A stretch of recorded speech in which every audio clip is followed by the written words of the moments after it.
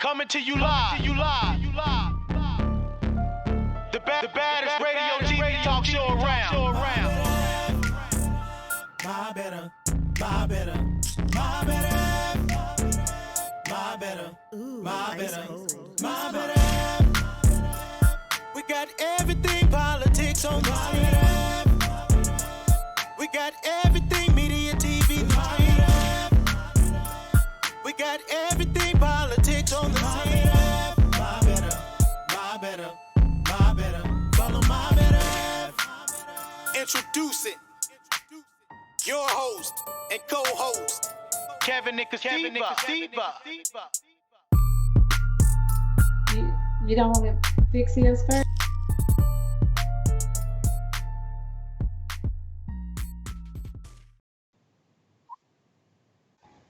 Hey, it's Tuesday, October the 27th, 2020, and we're live from our home studio. I'm your host, Kevin. I'm your girl, Kasiva. And you're listening to Mine Better Have, Kevin and Kasiva, Unplugged. Hey, if you all want to follow us, you can follow us where? Kevin and Kasiva. Better have Kevin and Kasiva, Unplugged. Okay. You can follow us on YouTube and also on Facebook, Kevin and Kasiva. Okay. I want to apologize for my wife's braids. You know, I got a law in this house, no braids, because it flips her personality. You know, it looks good, but I have a law. I don't know who I am tonight. No braids. Yeah. I know I'm supposed to be Kasiva. I'm supposed to be Kasiva, but I don't know who I am. Yes. I have so many personalities, so I don't know. Shanifa tonight. I told her no braids. Whatever. Okay. Hey man, look here. We are actually a week away from November 3rd. Yes. Election day. And please don't wait till election day. Please don't wait till election day. It's cold outside and it's raining. You don't know what the weather's going to be like. You don't know what's going to come up. Early vote, because either way, we're going to have an issue. Either way, we're going to have an issue. If a certain person wins, there's going to be depression. Yeah. And if a certain person loses, there's going to be oppression. Yes.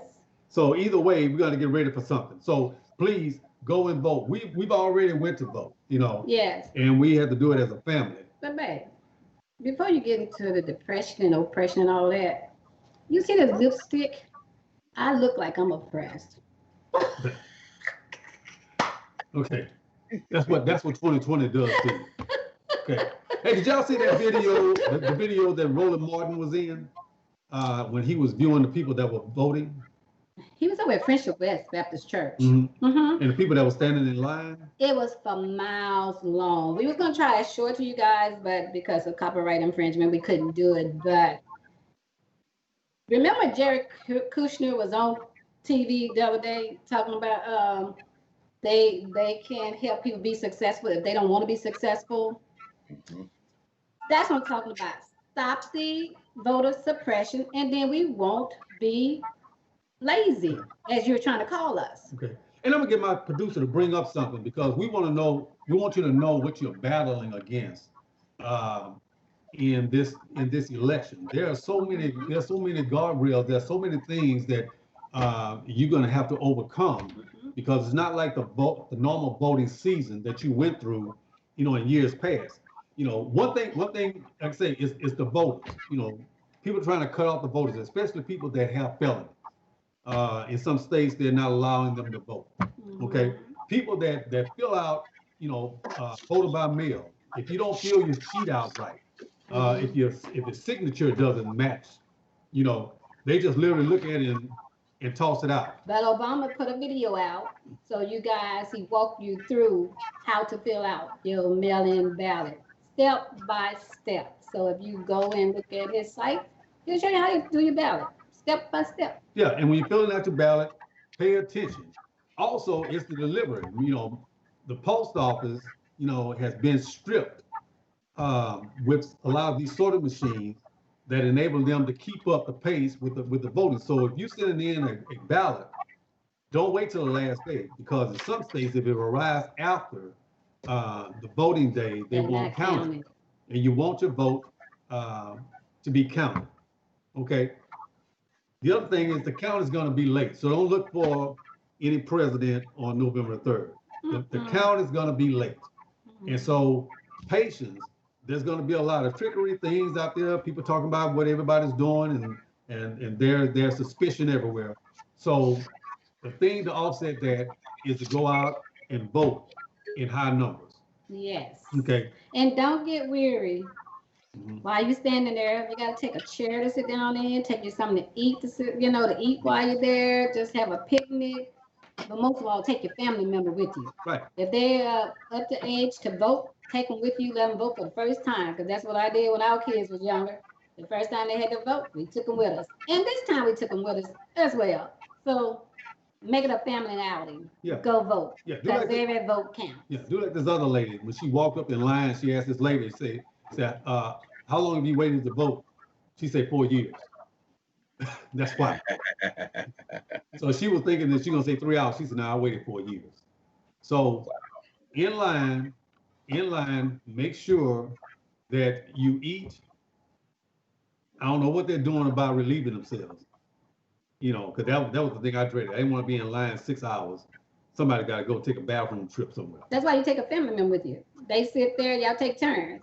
One sit there, you go to the restroom. Yeah. Then you come back, they go. Yeah. And so, like I said, you're standing up, you got the elderly, take your chairs. Yeah. So this is not a normal election. So, kudos to those who have already voted and stood in line. You make those who have, in our past, you make them proud that their labor was not in vain.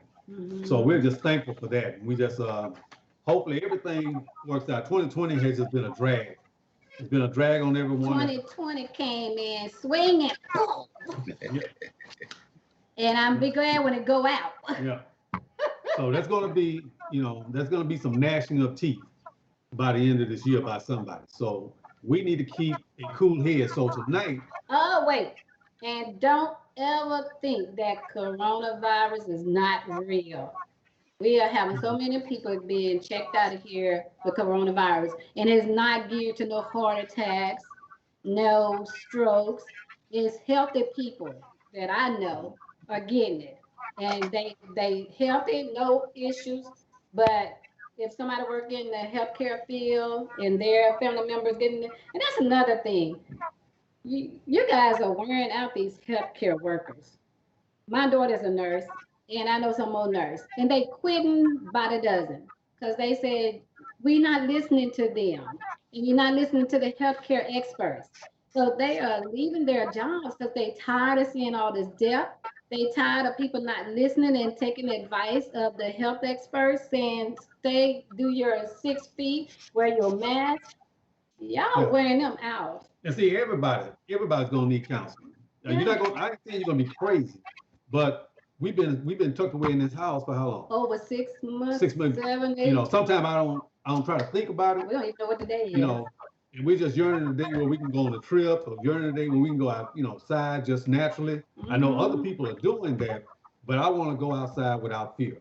And you have your kids that are not able to go to school. Those people that weren't able to graduate last year at their commencements because of Corona, those students are depressed. Those athletes who had scholarships and it was uncertain whether they were going to go to their college of choice, these people are depressed.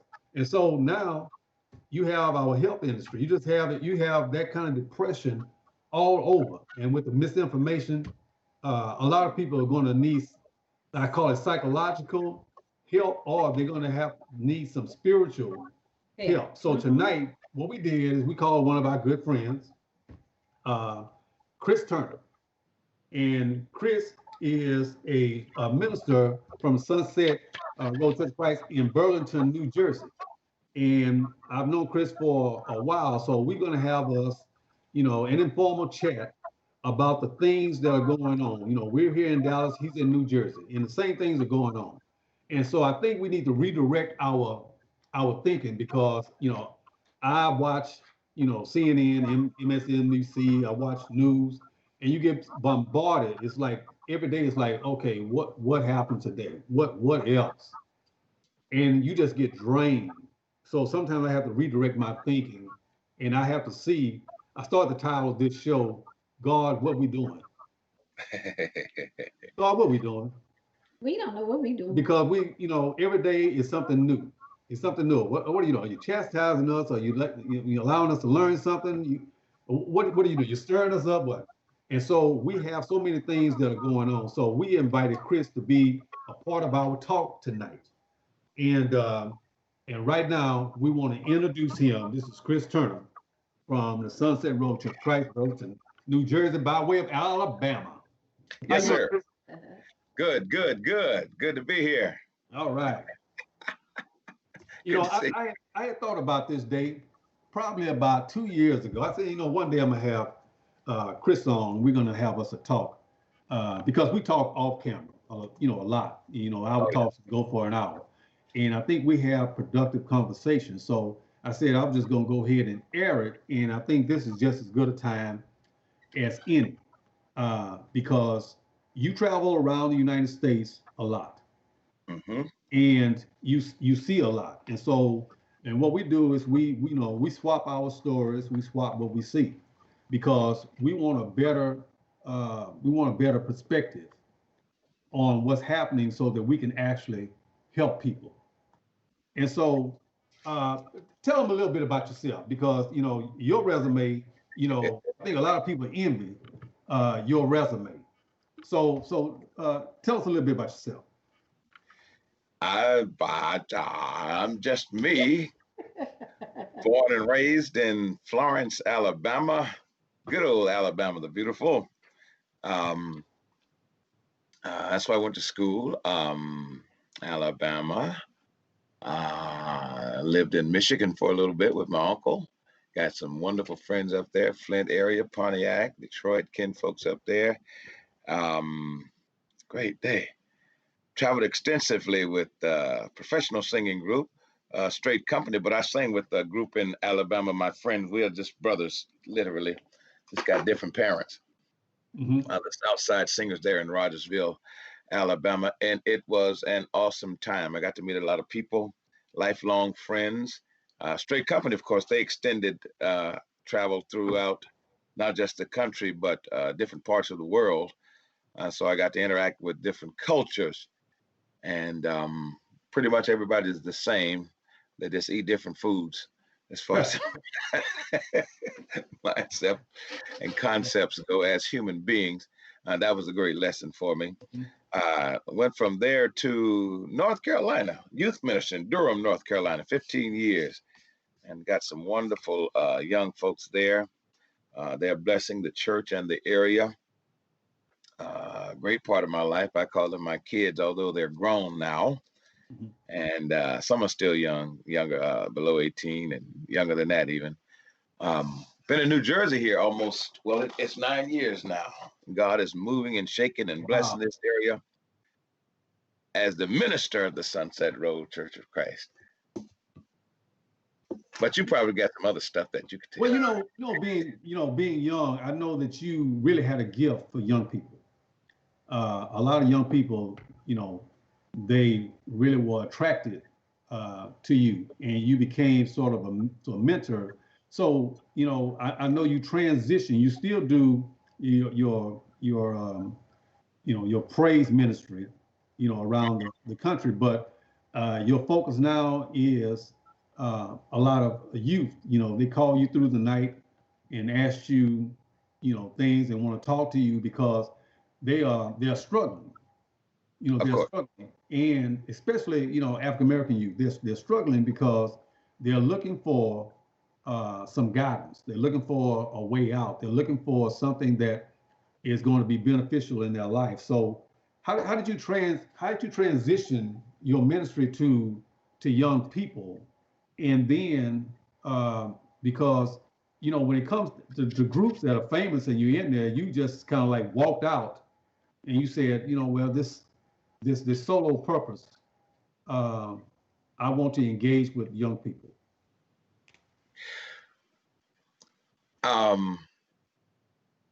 I guess the best answer is I remember what it felt like. I remember what it was to be that age. I remember what I was mentally going through, not knowing what I would be when I was an adult, knowing what I wanted to do and or be as a young person. Many times we grow up and we forget all of that, and so we lose connection. But I also uh, like grown people. I hung around older folks, and I listened to all those wonderful stories. Even the ministers. Oh, brother so and so took me when I was 7 years old, and oh, he would take me to tent meetings, and oh, he showed me. He even explained to me why he preached this type of sermon. Oh, brother Clay had me. Oh, brother Keeble. Oh, I was one of the Keeble boys. Uncle Bob, brother Bob Woods. Even Dr. Washington was under brother Clay as a young man, and brother Malone used to talk about how he would just look and wonder at how those guys would do stuff, and they take them by the hand, not literally, but take them and bring them along, help them to see what they were doing so they could also carry this on. Paul said it, 2 Timothy 2:2, the things that you've heard from me among many witnesses, the same commit thou to faithful men. And sometimes we expect our young people to be something without investing in them or teaching them what they need to be or what they need to know in order to be it. And in order to keep the good part going, we have to impart that good part. And that's a major part of why I do what I do, because one of my favorite sayings is I don't know what I'm doing. That's why I love doing what I'm doing. Mm-hmm. You know, This, we well, let me explain it quick and then I'll quit. okay. I don't know what this touch, I don't know what this lesson, I don't know what this conversation, I don't know what this blessing will do for this individual in the future, but I know it's a good deed, and God will make out of it that seed what he wants to make out of it. And so to just read back and watch seeds grow, of course, there are other things that have influenced them, but if you feel you've had a small part in somebody's success, that's a blessing to my heart. Okay, but that's enough. Mm-hmm.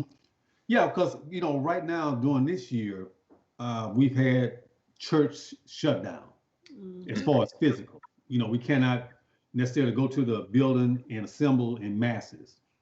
Even down here, people have contracted, Mm. coronavirus. And I actually went to a funeral. We've kind of been off air for a minute because of a funeral in my family. But when we went there, we couldn't really console Right. Oh, one yeah. another.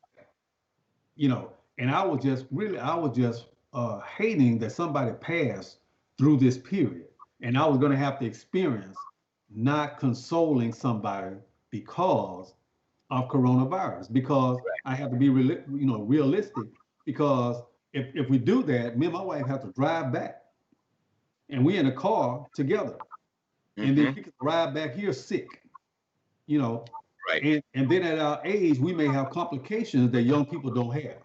And so Right. now you have this divide now that's in the country, and there are some who are saying, well, God's going to protect me, you know. But I remember a couple of years ago, the flu was here, and it don't matter how much I went to church, I got the flu. So, I tell some people sometimes, uh, have a realistic doctrine. I said, because Yeah. you're putting people at risk, and we still have to do something, but find an easier way or a more smarter way to do it. Smarter way. Yes, that's it. That's it. Yeah. So what is your challenges now um, in trying to keep up with the flock during this pandemic? We are certain number in the building, never did close the doors. I think my governor raised up some ire in me when he decided that the liquor stores were essential. That thing upset me, but he was trying to insinuate that churches must close, but the liquor stores were essential. So, Mhm. I don't have good sense sometimes. I got to church, I said, well, y'all come on to church, and if you get pulled over, tell the officer you're on your way to the liquor store, not you're on your way to church. They'll leave you alone.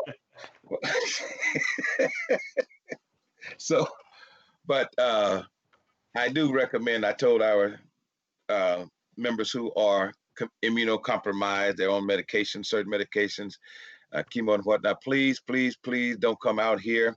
We'll bring, and we do, we bring the communion to them, put it in their mailboxes, whatnot, blow the horn, wave, call them on the phone. Okay, we're outside, just peek out the window. Don't come out until I'm gone. I don't want to be the cause of you getting sick or anything. We do a evening Zoom call with all of our young people, and they do lessons online. with that to keep up. Our education director does that. He's an actual educator in the schools as well. So, and my wife as well. They really do well with that. Keep up with the young people. As best we can, we break out and do things. Mother's Day, we snuck out, took the church van, and took gifts to each one of the sisters. And it's like they're FTD people, knock on the doors and call, "Hey, we left you something at your door." "Oh, thank you. Y'all are crazy. But we have to come up with different things to let people know that we're still one and we're still concerned with you. We know you're watching us stream. We know you're watching us upload it to YouTube, but also we want you to know that if you really need something, we're close by. And so we try to stay connected as best we can. Yeah, we went through that this year too, because we have a nonprofit and we usually do summer camps. And it would have been easy for us to say, well, you just wait till next year and just put everything off.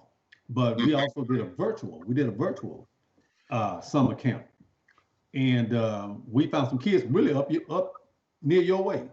Because virtually, we can do a Zoom, and we had kids all over the country. And and the way we helped them, we helped them try to fill in the gaps. Because it was uncertain that they were going to go back to school on time. They had already, got out of school early and didn't finish. So we tried our best to fill in that gap, and that's why you have to sort of be innovative. A lot of times, we're confined so much in our church building that we forget how to build things outside. Right. So, that's the concern. And I know a lot of ministers are concerned about that because their flock are out and about, and they're overcome now with so many ideologies. Mm-hmm. So daily return, you're going to have a mixed multitude of people with different ideologies. That's true. That's true. So it's a good time to really beef up on your teaching and prepare for that, because what happened to me? I'm sorry. People have really been inundated with a lot of other stuff, and because many folks are working from home, it's got a lot more time to settle in to their consciousness. So we as leaders and teachers must really be prepared for the what's the word? I just call it the return. The return. That's the best word. Yeah, the return. Hey, we're going to take a break right quick, and we're going to come back in 1 minute. And when we come back, we're going to talk a little bit about your building program. Okay. Okay.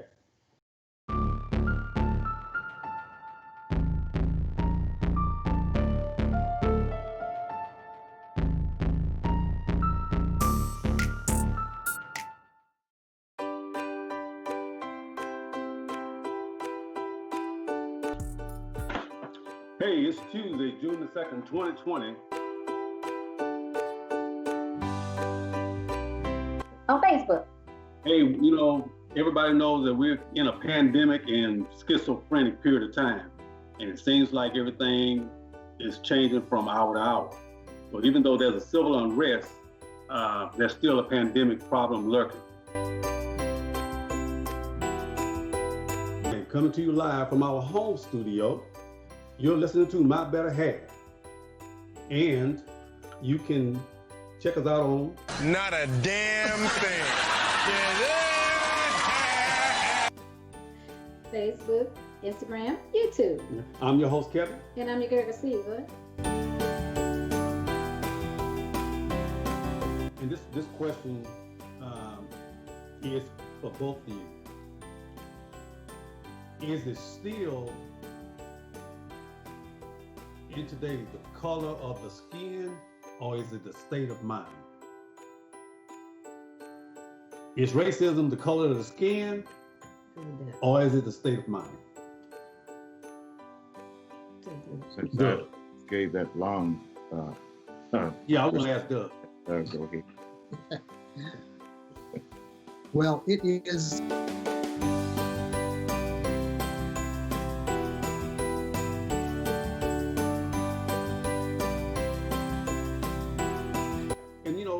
in the 60s, Wait a minute. Wait a minute. right around I guess the late 60s, we had to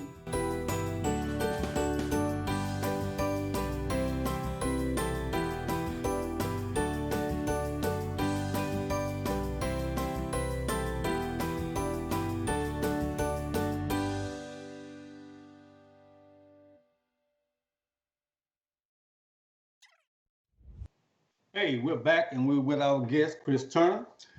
And this is Better have Kevin and Cassiva Unplugged. All right. So we've talked to Chris about, And we was talking about what is God doing with us. That's what you said. I said, God, What are you doing with us? That's what you said. He said with the building. God, what are we doing? What are you doing? Yeah, With us. what are we doing? We ain't doing nothing, but Okay. what are you doing with us? Yeah, because right now, we don't know exactly, what we're doing. Everybody has an idea. Everybody has, issues about what's going on, and we're following different streams of information.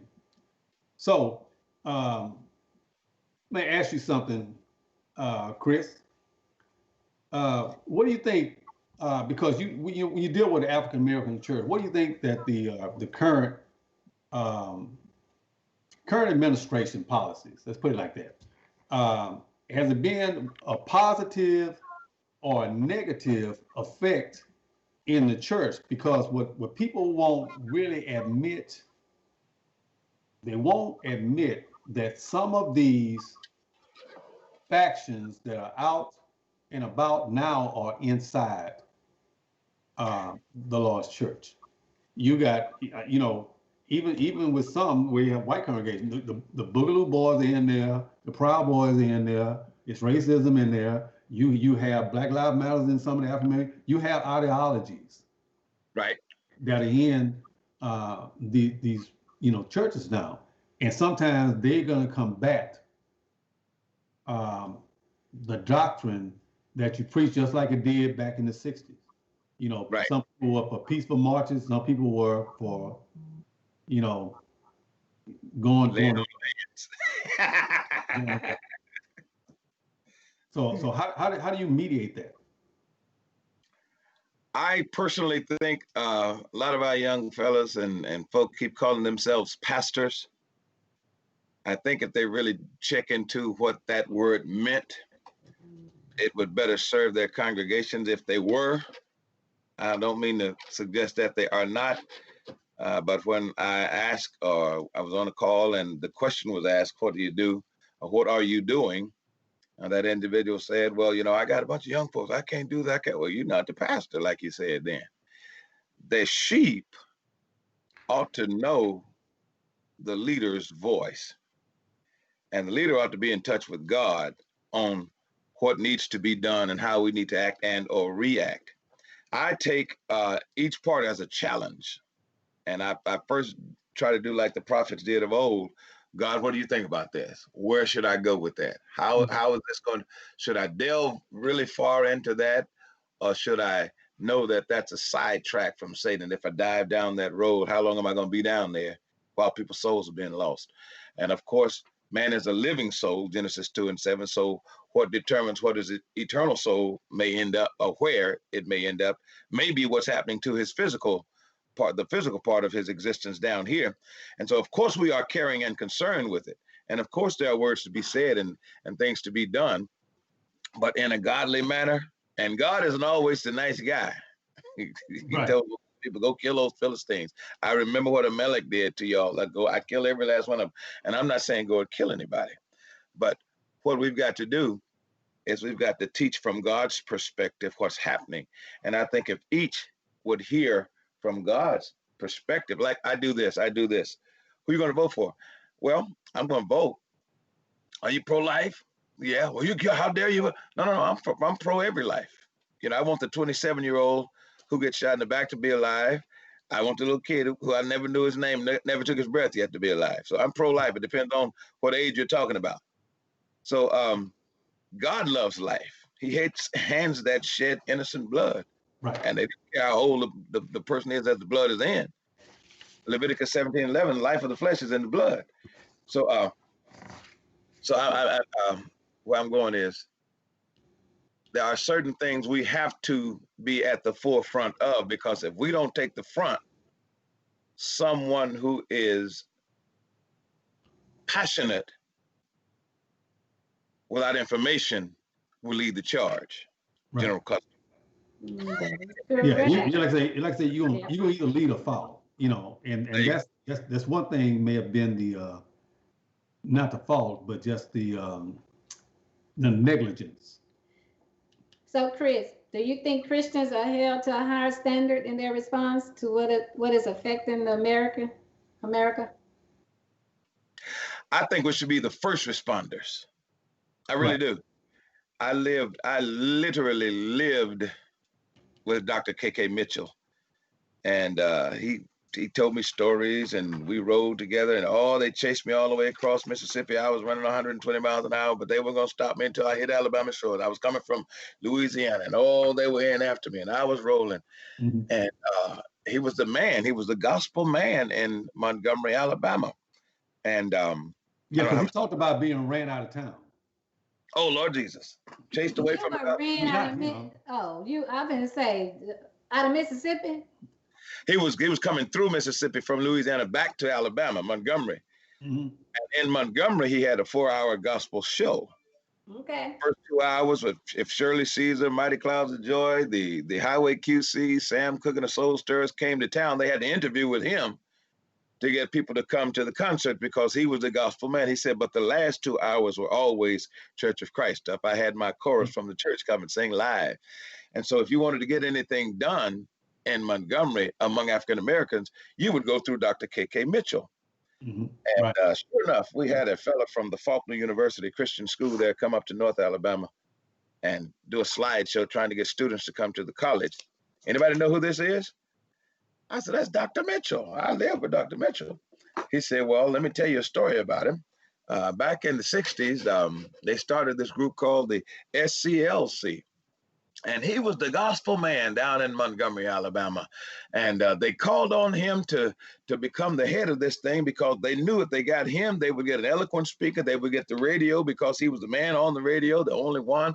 And he turned it down and said, I was building my church. And they gave the headship of the SCLC to a young 26-year-old preacher, First Church. Right. And his name was Martin Luther King Jr. Right. History, right there in Montgomery. Right. The next time I saw Dr. Mitchell, I was in Pulaski, Tennessee. I said, Dr. Mitchell, I'm mad at you. You could have headed up the rights movement and we would have had a national K.K. Mitchell holiday. He said, yeah, if history proved true, I'd have been assassinated too. I said, well, you got a point. That was his story. And you know what? Off the air, you know, you and I talked about that they have a social unrest now in Philadelphia. Mm-hmm. And just happened, you know, a few hours ago, maybe last night. Yeah, and a young man named Walter Wallace yes, sir. shot 14 times by the police. It had a knife. And you said that his mother was trying to stop him from moving toward the police, and they shot him 14 times. And so now they're protesting. You said it's about 10 miles from you? Yeah, we're about 10 miles from Philly. We're across the line, but 14 miles, I'll be right in the middle of the city, center city. Mm-hmm. So since that is the borderline, do sometimes New Jerseyans cross over the line to go and support protests? Yes, people from New York will come all the way to Philly and do it. We've got members that are, you know, closer for them to drive from across that line than some folk in New Jersey that come here, that live in Philadelphia. And this year, probably more than any year, I've heard so many sermons now that are addressing, you know, social issues. And, you know, they're splicing it into their gospel, because at one time we didn't even entertain it as much as we're doing now. So so how do, because of that situation being that near, I know that in Dallas, when they had the officers killed and they had protests here, you're right. There were other locations that were leading the charge, Hmm. and but you had so many members that were kind of upset. You know, they were like restless. What are we going to do? And a lot of them went out and they protested and they marched you know, and everything. So what happens? What happens? How do you deal with that backlash that comes back? Because now, there wasn't that many protests now. People waiting for George Floyd, they're waiting for Breonna, they're waiting for those cases. And now here, right before an election, we got another Over. killing.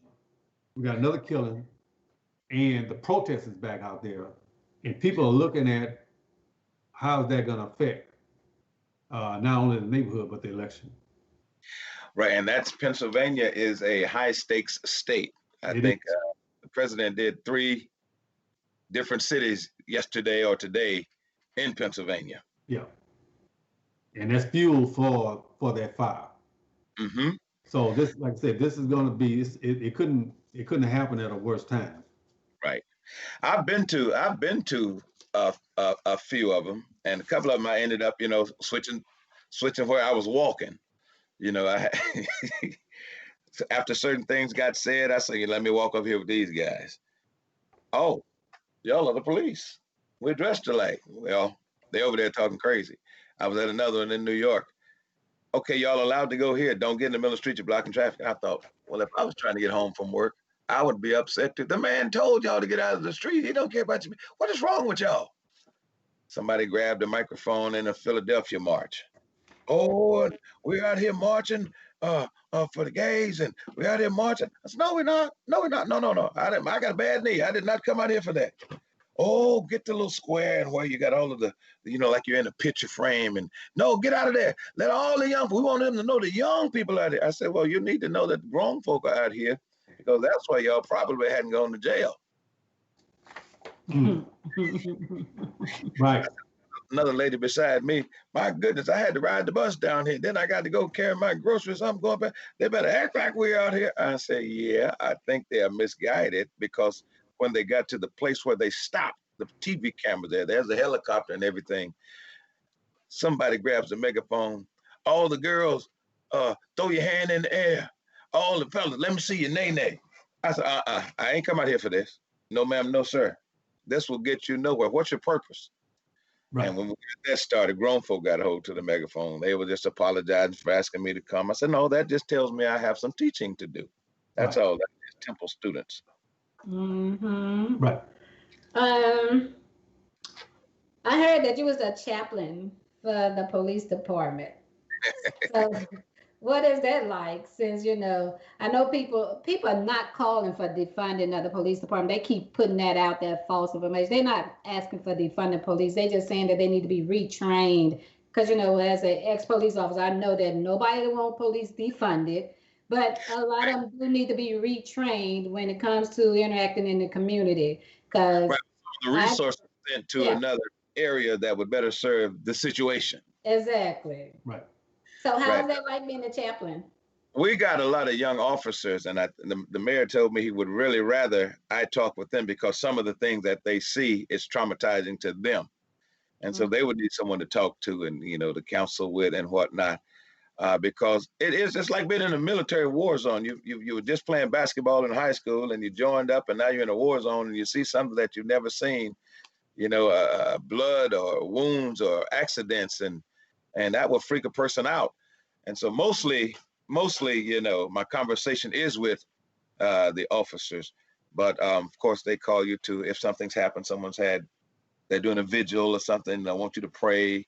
City's having something, national night out. Oh, there's Minister Turner. We were going to get him to do our invocation and whatnot. But I do get to be me when we go to those meetings. And I can be a rebel sometime in some questions. We had the meeting with the attorney generals and all this, and they were asking, how did he get in here? This is supposed to be for clergy. I said, I am the clergy. that taser that you shot into that dummy on the wall over there. Can you do that? Can you shoot that again? is that able to be fired again, or do you have to get another one or retrieve that one or repack it or get another whole charge? Why are you asking that? Because the guy in South Carolina shot the taser and he missed, and then he said the guy was after his taser, and if he knew it wouldn't shoot him again, it was just a piece of plastic. We don't want to talk about what happened in other districts. But the officers, bless their hearts, I asked them when were they psychologically tested, and they said when they got out of the academy, everyone was tested. I said, but you just went over, if this officer's over here for 3 months or 3 years in a high crime area, he may get attuned to high crime. And here I said, that's my problem. I'm looking like somebody from the area, and then you're stressed out and tensed up, and then I'm shot up because you're nervous. I say, you should reevaluate them every now and then. We've got 19 districts with over 70 officers. That would take over $300,000. I said, well, why don't you pay somebody 150, half of that, and put them on staff and let them regularly come in and talk with them? Well, I hadn't thought of it. I said, that's why I'm here. I'm not here for you to call me and explain why you shot somebody. I'm here to keep people alive, you and them. If you're right, because you don't bear the sword in vain, I believe Romans 13 says that. Right. You do not bear the sword in vain. You are a minister of God as I am. And if you're right, I'm going to be right there with you. But if you're wrong, I just might lead the march against you. Because, when people understand that in the profession, I don't care what it is. If you work for Coca-Cola, that's what you're going to see every day. Coca-Cola cans.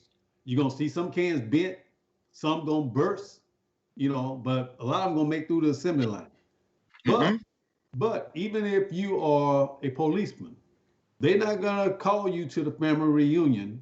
They call you to domestic disturbance. And after a while, you get overwhelmed with the product. There you go. You get sick of the product. And when you get sick of a product, it's time to take a break. If you're a doctor and you're sick of sick people, it's time to take a break. That's what my wife was talking about with the nurses. Products are just sitting in there with COVID.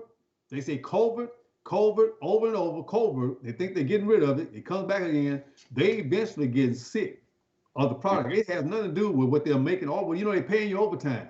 I am getting sick of this product because it's overwhelming me. I see it every day. There's no change. I had a brother here, good brother, actually my neighbor, a couple days older than me, but baptized, big fella. He actually moved out to Houston, and he was a correctional guard for a youth facility. And he wanted to do a program for young men, stand up to man up. And all of the items on his program was negative stuff. They need to get out of these gangs. They need to stop selling drugs. They need to stop so-and-so. I said, come here, let me ask you a question. Who in here does that? I said, look at all our kids. Look at all our young men. I said, those are the kids that you go to every day at the prison. Right. That's not this crowd. Right. So let's not impose upon them something that they're not into. Let's take them from where they are and make them higher. And so you're right. You get so used to that 8 hours a day when you see somebody else. I need to help these kids, but these aren't the kids you're dealing with. Right. Not here at this church. Right.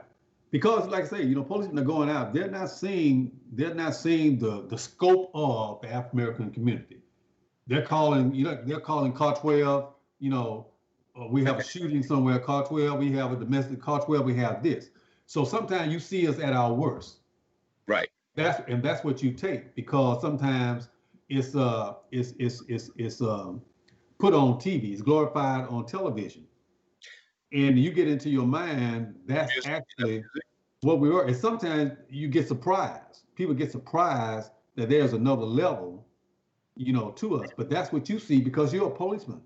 So a lot of times, if that case that you saw in New Jersey, if they thought mainly they were there to bring peace as a peace officer and not to police the area, you may make some headway. Some people you may have to police, but you are initially a peace officer. Yeah, I'll give them a thumbs up. Yeah, you're a peace officer. So that's that's something that I think involves church, because you have officers in your congregation, and so that all policemen are not bad. Right. Because you have some in your congregation, you have some of them in families. So we already know that. So when they put that out there, you have to step back and say, no, that's not right. You got to say that's not right. Because you have those, my family members, there's some police officers. Right. And I know they're not like that. Exactly. You can't demonize, just like you can't demonize black people, you can't demonize all women. And sometimes that's one of the things that you really have to teach, in the church. That's exactly it. That's exactly it. And I consider those situations. We did a New Year's Eve program a couple of years ago, and I got in here after cleanup and everything, 2:00 in the morning, maybe a little later.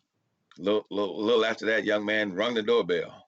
They had a party behind the house in another place. My car won't start. I boosted his car off. A couple hours later, 4:30 in the morning, he ring the bell again. What's wrong, son? My car cut off again. I said, okay, let me come out here. I said, what's the problem with you going home? My girlfriend's in there, man. And then blah, blah, blah, blah. I said, go in there and get her. And let her come out here and let me talk with y'all. I'm gonna crank your car up one more time. If y'all don't leave, you're gonna spend the night over there, but don't come back over here ringing my doorbell. I'm trying to go to sleep now.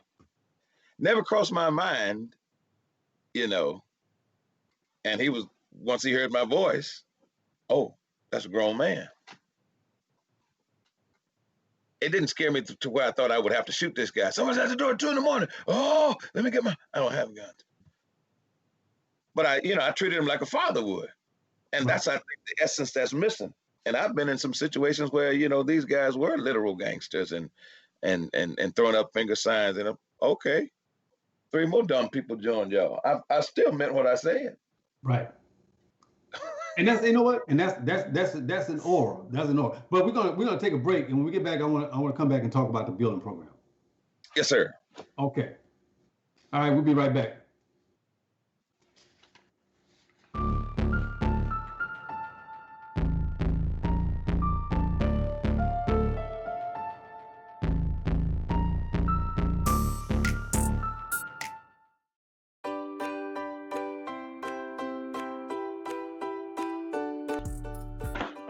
Hey, it's Tuesday, June the 2nd, 2020. On Facebook. Hey, everybody knows that we're in a pandemic and schizophrenic period of time. And it seems like everything is changing from hour to hour.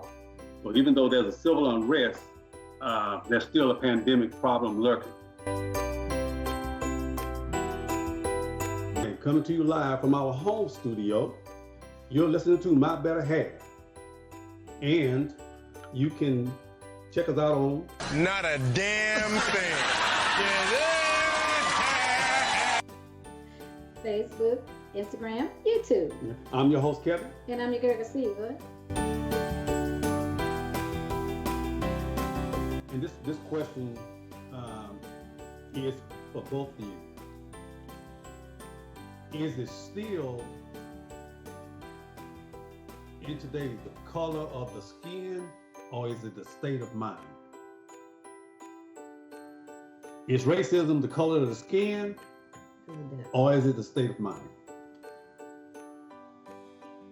Since Doug gave that long, Yeah, I want to ask Doug. go ahead. Well, it is.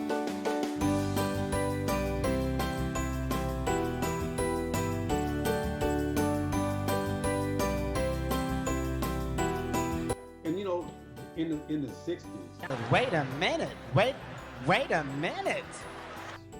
right around, I guess, the late 60s, we had to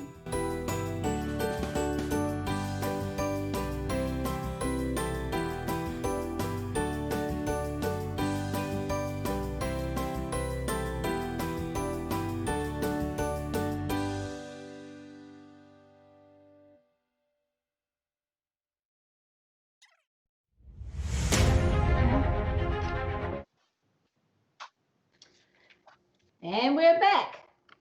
This is Better Half, Kevin and Cassiva. Unplugged. Hey, So you couldn't do it like that. yeah, I see that. A little slow stuff I see. Yeah, we've had a. Oh, wait. You guys, you see down there, we haven't said our thing, since we've been on air. But I'm gonna say it to you right now. Check us out. Our merchandise at www.cafepress.com. My better half, Kevin Casino, right at the bottom of the screen. You can see. You can go in there and buy some merchandise from us. Yes, you can. Yeah. All right, go ahead. Yeah, we have Have it. T-shirts, we have material supplies, and you can support our channel. Yes. Um, when we went to break, we said we're going to come back and talk a little bit about your building program. I know that you are starting a new building in the area. Mm-hmm. I see you building a new building. So Yeah. what did you have in mind, Chris, when you started building this building, and how is it going to serve the community that you're in? God is definitely good. We have an existing small edifice, and when I got here from the Carolinas, I actually went to the church across the street. And I said, wait a minute, this doesn't say Church of Christ. I'm at the wrong building. And I drove down the street and I was like, oh no, this will never work. This will never work. I just don't believe this is going to be big enough. And so we started baptizing folk. Folk were coming in, folk were coming back, and excited. The church was growing. The city is witnessing and noticing, I should say, more so. We were witnessing, but they were noticing things going on. I had denominational ministers to pop in. Can we do lunch next week? I just wanted to see what's going on. All these cars out here. Pretty soon we're filled up, and we had to gut the basement and take everything out of there, put a screen down there. Folk were like, well, if I'm going to be a little late, I'm not going to get a seat. I'll just go home. And when we saw people turning out of the parking lot, because they knew they wouldn't get a seat, the congregation knew, you know what? I think we need a building. And so we started working towards that. They had been working on one years past, but now there's a serious necessity, else we will literally start losing people who can't get in or don't want to be squished up. And so we try to do certain things, Red Cross, blood drives, whatnot. Didn't have enough room. They have to have so much space between beds and so much of a facility to use. I said, we can't even do stuff to bless the community like we want to because we don't have facility. And so God moved, did some things. The banks at first didn't want to deal with us, and then they watched us for a couple of years. Okay, if y'all ever build, can we get first crack at your loan? I say, you can, since you've been so nice to help us with the house thing. The other one who I really told our treasurer to get all the money out, if y'all been dealing with them all these years and they won't even consider, just take the money out. I don't play those games. You letting other people borrow the money I'm putting in there. We can't get a loan, get it out. And so then the Solomon Group came through, and their percentages were lower than the other bank. I said, well, we'll pray on that. And we went with them as far as the loan goes. The building will be completed in the next few weeks. The county, the city, of course, because the mayor is my friend, and he calls me for certain things to speak on that's going on in the city. We have a couple of foundations that we started as well that he speaks on. They're very good with us. City council just loves us to death. They gave us no problems. We do go by their codes, of course, but the county was really, really in a mode of hindrance. They tried to keep us from doing a lot of things. They tried to take us around the mulberry bush, take longer than it took to look at papers. Then they got upset because I was upset. Then I got upset and they're upset. And they're just going to stare at the stuff and we'll get back to you later on for months. And so we had to talk to God, and some people got moved out of positions that have been there since the 90s. I said, see there, you mess with the son, by default, you're messing with my daddy. They asked me, who did I think I was? And I said, who do you think you are? He said, I don't have to give you a permit for this building. I said, I dare you not to. Look at me like, what do you mean? I said, I dare you not to. You don't know who my father is. It's not going to be any hindrance on me. His word and his work, his glorification is going to get out. He can get it through you or he can get it on you. I suggest you let him do or us do what we need to do. I said, I don't know what your problem is, but you know, if you're an architect or you're an engineer and you go to work 8 hours a day. I told his bosses, I said, either he's underqualified or overworked. Get the man some help. They're like, this guy's crazy. I said, I can be if you make me. But that all got done, and they have blessed us. And the crazy blessing is now I turn everything into a win-win. It's like the James Brown movie. I take the stuff and I just spin it around. We had to put up $200,000 worth of dirt and raise the ground up 5.5 feet. Oh, I had to spend all that money on dirt. I said, no. Just brag to your friends and your neighbors. We have $200,000 worth of dirt. Imagine what God's going to do through our building. Are y'all in a flood area or something? We were at a low water table, so we had to literally bring it up. Yeah, we did. And so when you have your building, when you know, because we talk about what's going on in the building, I know a lot of times in churches, we fail to do our own census. There are people outside right now because of what's happening in 2020. Because people's unemployed. Right. You have people that have health issues, whether they have pre-existing conditions or conditions after COVID. You have that. You have people who are dealing with education as far as the children. And sometimes, that house has to be a house that's a supplement house. Yes. It has to, you have to look at your flock, because those are the same people outside that are going looking for these agencies. Exactly. Exactly. So you're not designing a building. Yeah, you're not designing a building, or you're not connecting with the civil service to bring them to the building.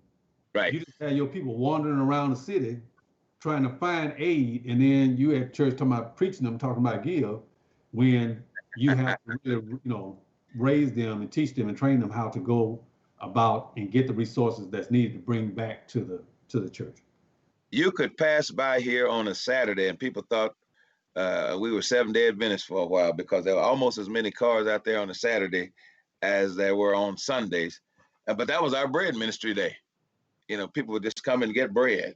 I'm talking about not meat, bread, just bread. And they would be lined up out there like we're in church, parked, cars all out there. Of course, we do vegetables and meats and other things as well as a ministry, pantry, giveaway type of thing. And that's what I wanted to impress upon us as this new facility, I would say. Right now, a lot of parents are trying to be teachers where they weren't teachers, trying to help with lessons that a teacher is trying to give you 30 people on a Zoom class, and then some of the kids don't have Wi-Fi. Right. So we've got enough space in our we were just trying to get Xfinity to give us the 5G or whatever it is, the most powerful Wi-Fi we can have in this building. So we can not only stream our services in the new building, but on the other side, have enough space. They can be 20 feet apart in there if they want to, at least 6 feet apart. Let those who don't have connection or internet connection come in there and use that place for their school time. School stuff. Exactly. Yeah. That's a great idea. Okay. Hallelujah. Well, we done come to the end of our hour. Oh my goodness. Oh yeah, I told you it's gonna fly by. Started good, yeah. That singing minister. Yeah, I told you it's gonna go. Yeah.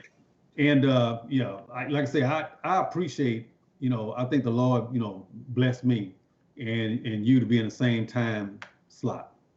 And we got to know each other, did a lot of things, man, and just this program actually, Brian Malone is the one who talked to me about, this back in the 90s. I said, man, get out of here. We were doing something, we didn't see ourselves in what we're doing now. Right. All we were doing was going to sing somewhere and break down on the way. You don't know anything about retread tires. Right, get a spare tire, put it back on, and go to your place. But we were having the most fun doing it. So we didn't see ourselves, doing what we're doing. We're in different locations now, and grown up, and then trying to do ministry. So, like I say, I just thank God for you being a part of our program this evening, sharing it with me and my wife, and we just had a great time. And I hope a lot of people that listen. learn a lot of things. Yes. Something, especially about us and you. I Yeah. want to say one thing. We did have folk in the era, the 60s, 70s civil rights era, who did stand out. Brother Fred Gray, elder in the church down in Tuskegee. Every time Martin and Miss Rosa and those folk went to jail, he was their lawyer.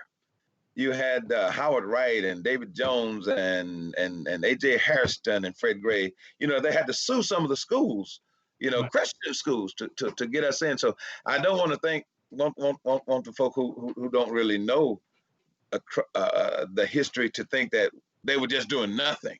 Right. Mhm. They weren't out there burning and looting. I will say that.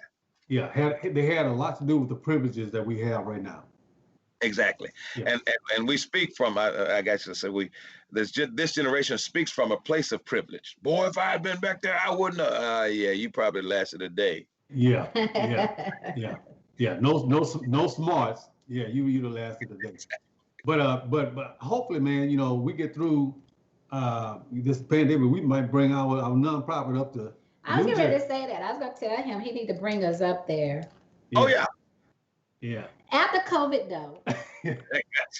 Got you. Ain't traveling nowhere before then. Yeah. So yeah. Where is my? And we've got some new ideas and from this thing. Wait a minute.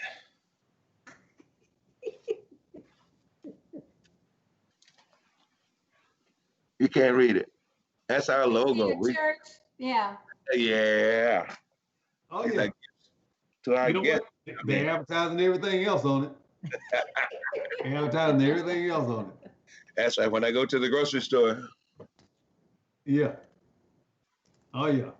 we Oh give yeah. them folk who come in and visit, and the members, of course, they're some memento. Like we give away the packages for visitors or guests who come in. We put some of those in there. They'll remember where they were, Oh yeah. and that we're trying to be responsible during this pandemic. But God is going. We're in a win-win situation. God's going to cover us, but we don't do foolish things to tempt Him. Well, tell your people to subscribe up there and tell them to go to our store. We got some of those materials. We may take on that idea about that mask. If this thing lasts, we may put my better half on there. Put a better half on the mask. Uh-huh. We already got that, babe. That's why Okay. they got to go to cafepress.com/my better half Kevin Conceiver. They can get all of that right now at our store. Okay? Mhm. We got you covered, baby, from the head to the toe. Hey, Chris, you ever see Baby Boy, the movie Baby Boy? Yes. Yeah. Let me look, Vet. I hate you.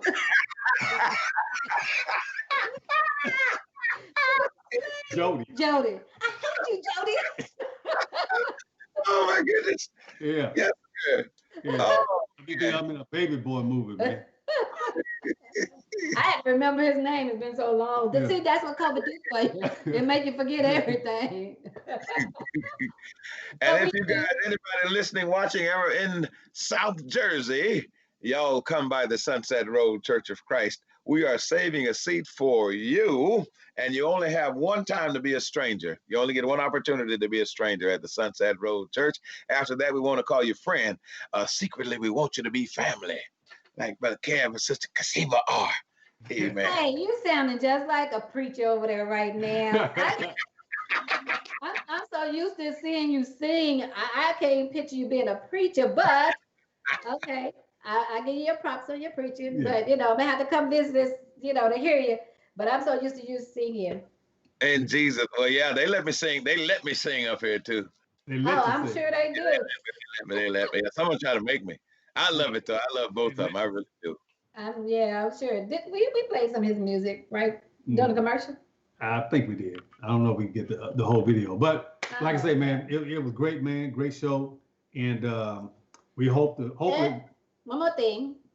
Don't you guys forget, come check us out this weekend, this Saturday, over by Fair Park at the Harambe Festival. We'll be over there passing out candy for the kids. Harambe. 8:30 to 3:30 over at the library, Martin Luther King Library. So come that way and you stay in your car and we just pass out candy and information. It's gonna be a lot of us over there. We're looking for about 500 people to come through. Mhm. So come through, check us out. Okay, dear. There you go, boo. That's my bet. That's Thank you, Jody. yeah, it's been great, man. Thank you for doing this here. And Yeah. Like I said, tell people to subscribe to our channel and follow us on. And if you're ever looking to have a show, come check us out. Send us an email. Did you move my paper, babe? I think you did. Yeah. That's bad. Nope, I know what it is. Check us out. Send us an email at mybetterhalfkevinconceive@gmail.com because we have our own network, Better Half Network. So if you want your own show, send us an email and we'll call you back. Awesome. All right, Thank man. Love ya. All right, subscribe Subscribe. on our channel on Subscribe. YouTube. Go out and vote. I don't know what he's saying. Man, like I I'm told you, be don't like worry about them people at the voting booth. Come on and vote. Get your vote on. we won't have braids next time.